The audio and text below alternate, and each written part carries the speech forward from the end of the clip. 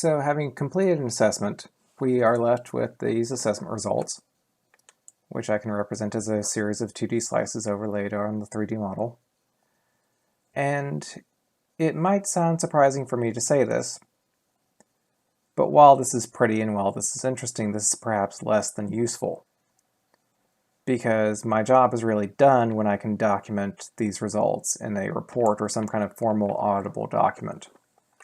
To help with this, I can come over to the assessment and say, print report.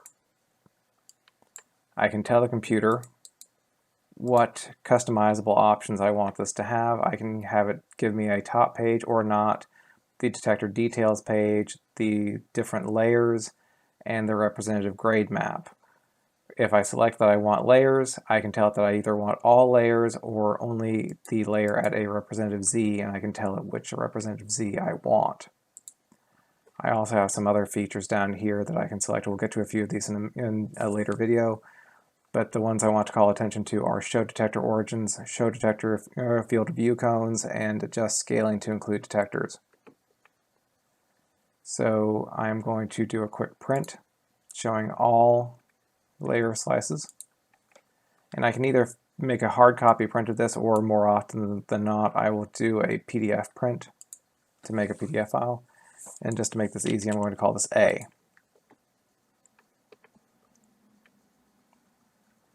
And then I'm going to come back and say print report.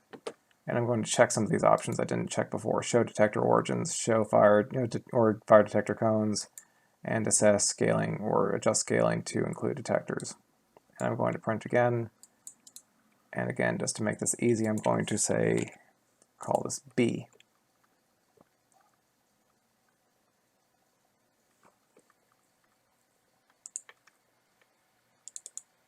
So what does this give me?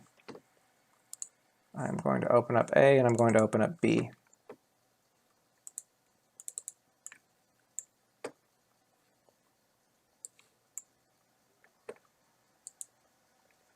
So here's A and here's B.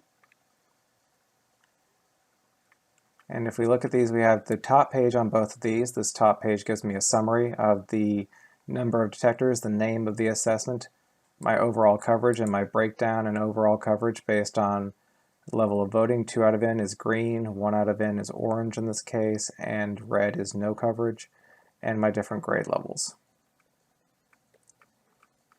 On the next page I have the detector details page. This summarizes all the information that you might want to know about each detector in the assessment, and we'll get into more detail on that later. The next page, if we selected it, is the grade map, which shows how each piece of equipment in the representative elevation was graded, either medium risk or low risk. And we can also see how we excluded the internal volume of these vessels at this elevation. And this is the point where we see the first detail or the first difference between the two reports based on the changes I made. Where on this one, because I did not show the origins or show the field of view cones, I just see the grade map. I just see the grades assigned. Over here, I can see that I have the tag numbers and the field of view and the origin point and a little line marking the facing and the direction of the detector on this one. You can also see that these are set up kind of like you would see a layout drawing.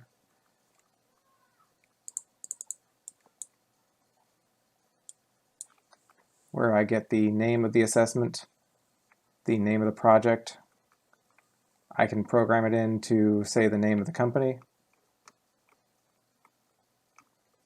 And all of this is documented with the version of HazMap that it was run on and the day and time that the assessment was run on. After I do the grade map, I get the assessment layers or the layer slices with the results.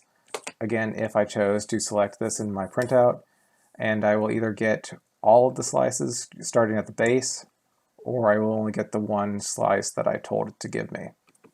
For instance, if I go back and say print report, I can say give me representative Z only and take out the detector details page and give me assessment layer 14 until it's C. And if I open this up, what I can see is I now no longer get the detector detail page. And now instead of all the assessment slices, I am only getting that one that I chose, which is 3.792 meters above the deck. And I'm just getting a 3-page file instead of the 28-page file I was getting before with all different layer slices. So this gives us a report which I have a great amount of ability to customize the report and what's included and what's not included. And it lets me quickly and easily document what is important to me or what I want to have included. Oftentimes we will print these out from the program and include all of these assessment reports, as we call them, from the computer program, from the software, and we will have that as an appendix in the back of our formal documentation of the study.